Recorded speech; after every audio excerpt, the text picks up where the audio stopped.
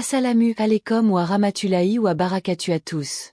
Et que la paix de Dieu soit également sur nos frères et sœurs chrétiens qui sont ici avec nous au jour d'Alia ibn Karim. Je suis un jeune musulman passionné par le dialogue entre l'islam et le christianisme, et très honoré d'être présent parmi vous dans cet espace de respect et d'échange. Cher docteur Akirnek, merci infiniment d'avoir accepté ce dialogue qui, je l'espère, pourra éclairer beaucoup de cœurs. Ma question d'aujourd'hui est simple, mais essentielle. Elle provient d'un sujet qui revient souvent dans les conversations interreligieuses.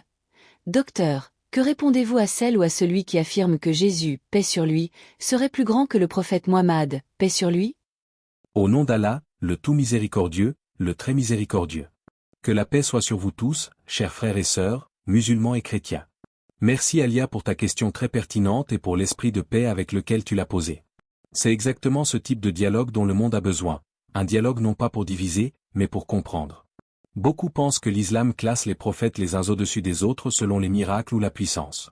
Mais le Coran dit clairement, dans la sourate Al-Baqarah, le messager a cru en ce qui a été descendu sur lui de la part de son Seigneur, ainsi que les croyants. Tous croient en Allah, en ses anges, en ses livres et en ses messagers. Ils disent, nous ne faisons aucune distinction entre ces messagers. Coran 2, 285. Ce verset est fondamental. Cela signifie que du point de vue de Dieu, ils sont tous ses serviteurs choisis, tous des modèles, tous des lumières pour l'humanité. Différents, oui. En compétition, non. Beaucoup de nos amis chrétiens sont surpris de découvrir à quel point l'islam honore Jésus que nous appelons Issa ibn Maryam. Le Coran lui donne plusieurs titres uniques. Le Messie, Al-Mazi. La parole de Dieu, Kalimatullah, Coran 4, 171. Un esprit venant de Dieu également dans 4, 171. Né miraculeusement de la Vierge Marie, sans père, Coran 3h47. Un prophète puissant soutenu par l'Esprit Saint, Coran 5, 110.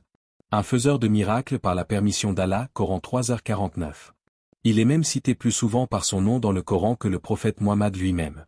Qu'un musulman réfléchisse à cela, comment pourrait-on suivre l'islam et diminuer Jésus? Impossible. Un musulman ne peut être musulman s'il ne croit pas en Jésus, fils de Marie. Jésus a eu une mission particulière. Mohammed en a eu une autre. Le Coran dit au sujet du prophète Mohammed. Nous ne t'avons envoyé qu'en miséricorde pour les mondes. Coran 21, 107. Et Mohammed est le messager d'Allah et le dernier des prophètes. Coran 33, 40. Cela signifie, sa mission s'adresse à toute l'humanité. Il n'y aura plus de prophète après lui. Il vient confirmer les prophètes précédents. Il clôt le cycle prophétique. Ces points ne sont pas une question de supériorité morale mais de fonction prophétique. En termes simples, selon les enseignements coraniques et les hadiths. JESUS envoyé au peuple d'Israël. Porte un message spécifique pour corriger les déviations de son époque. Réalise de nombreux miracles extraordinaires. Né sans père, par décret divin. MUHAMMAD envoyé à toute l'humanité. Porte le dernier message, le Coran, préservé. Guide religieux, social, politique, éducatif, législatif. Sa vie est décrite en détail pour servir de modèle complet. Il ne s'agit pas de dire l'un est plus grand, mais l'un a une mission plus large.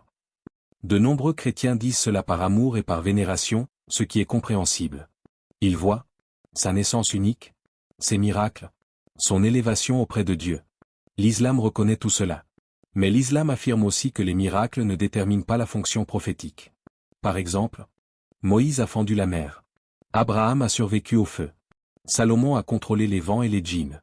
Sont-ils supérieurs à Jésus parce qu'ils ont fait d'autres miracles? Non. Ce n'est pas ainsi qu'Allah classe ses messagers. Imaginez un professeur de mathématiques et un professeur de philosophie. Lequel est plus grand? La réponse est « cela n'a pas de sens ». Ils ont des rôles différents. De même, Jésus accomplit des miracles pour montrer la puissance de Dieu. Mohammed transmet la dernière révélation pour guider l'humanité jusqu'à la fin des temps. 2 missions. 2 buts. Un seul Dieu. Permettez-moi maintenant d'aller plus loin dans cette réflexion, car la question de la grandeur perçue de Jésus ou de Mohammed, paix sur eux, mérite d'être examinée avec profondeur et honnêteté intellectuelle. Lorsque quelqu'un affirme « Jésus est plus grand parce qu'il a accompli plus de miracles », cela montre une vision limitée du rôle prophétique. Dans le Coran, Allah dit clairement « Tel messager, nous l'avons favorisé plus qu'un autre. Parmi eux, il en est à qui Allah a parlé, et il en a élevé certains en degrés. » Coran 2, 253. Ce verset signifie que chaque prophète reçoit un outil particulier, adapté à son peuple et à son époque. Les miracles de Jésus sont donc parfaitement cohérents avec sa mission, il parle un langage que son peuple pouvait reconnaître.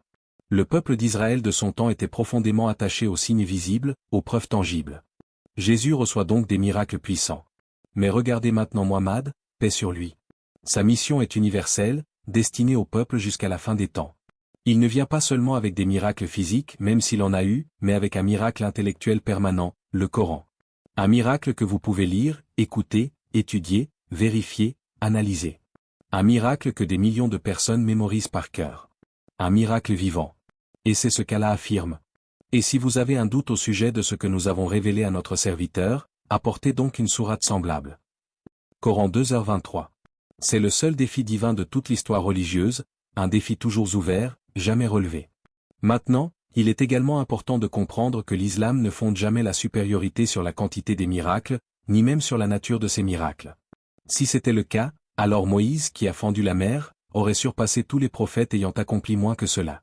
Mais ce n'est pas ce que le Coran enseigne. Le rang d'un messager dépend de la mission confiée par Dieu, pas de la performance apparente. Regardez ceci, Jésus, paix sur lui, dit dans le Coran. Je suis le messager d'Allah envoyé à vous, les enfants d'Israël. Coran 3h49. C'est très clair, sa mission est spécifique. Muhammad, paix sur lui, dit dans un hadith authentique. Tout prophète a été envoyé à son peuple, mais moi j'ai été envoyé à toute l'humanité. Ce hadith est fondamental. Ce n'est pas une déclaration d'orgueil ou de compétition, mais une explication. Sa mission est différente, plus large. Une mission globale demande une guidée globale. C'est pour cela que sa vie entière a été préservée dans les moindres détails. Son comportement, ses paroles, ses gestes, sa façon de traiter les orphelins, les pauvres, les ennemis, les voisins, tout. Allah dit, « Vous avez dans le messager d'Allah un excellent modèle. » Coran 33, 21. Jésus est un modèle puissant, mais la vie de Jésus, paix sur lui, telle que rapportée historiquement, n'a pas été préservée intégralement. Il a été élevé par Dieu, et sa mission a été interrompue avant que des disciples ne consignent fidèlement ses enseignements. Muhammad, lui, a vécu 63 ans, dont 23 années de prophétie sous le regard de centaines de compagnons qui ont mémorisé chaque moment. Voyez encore, le message de Jésus est essentiellement spirituel. Le message de Muhammad, tout en étant spirituel, englobe aussi le social, l'économique, le familial, le politique, le judiciaire. Ce n'est pas une question de grandeur, mais d'étendue. Et si l'on veut vraiment parler de signes, n'oubliez pas que le plus grand signe donné à Muhammad est celui que nous avons toujours entre les mains. Un signe que vous pouvez examiner même si vous ne croyez pas en lui. Un signe que même les non-musulmans reconnaissent comme exceptionnel, la préservation textuelle. Pas une lettre changée en 14 siècles. Pas une correction. Pas une édition revue. Pas une version alternative.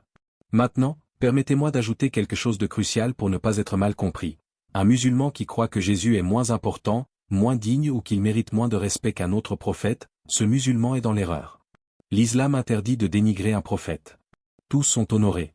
Mais l'islam différencie les missions sans toucher à la dignité prophétique. C'est exactement comme comparer deux membres d'une même équipe à qui l'on a donné deux tâches différentes. L'un reçoit une mission locale. L'autre reçoit une mission mondiale. Ce n'est pas une question de supériorité personnelle, c'est une question de rôle attribué. De plus, selon des hadiths authentiques, Jésus, paix sur lui, reviendra à la fin des temps. Et lorsqu'il reviendra, il confirmera son statut de serviteur de Dieu, suivra la loi révélée au prophète Muhammad et gouvernera avec justice. Cela montre encore une fois l'harmonie et la continuité entre les prophètes. Et tout cela doit nous amener à comprendre une chose essentielle. L'islam réunit les prophètes, il ne les oppose pas. L'islam relie les messages, il ne les sépare pas. Docteur Akir Nek. Je tiens simplement à vous remercier du fond du cœur pour le temps que vous avez accordé à ma question, et pour la patience avec laquelle vous m'avez écouté.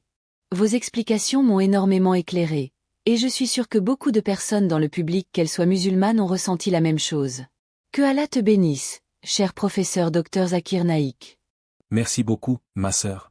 Et qu'Allah te bénisse aussi, toi et toutes les personnes présentes aujourd'hui. C'est un honneur d'entendre vos questions, de dialoguer avec vous, et de contribuer même modestement à la compréhension entre nos communautés. Si vous avez apprécié ce moment de réflexion et de partage, je vous invite chaleureusement à soutenir ce travail.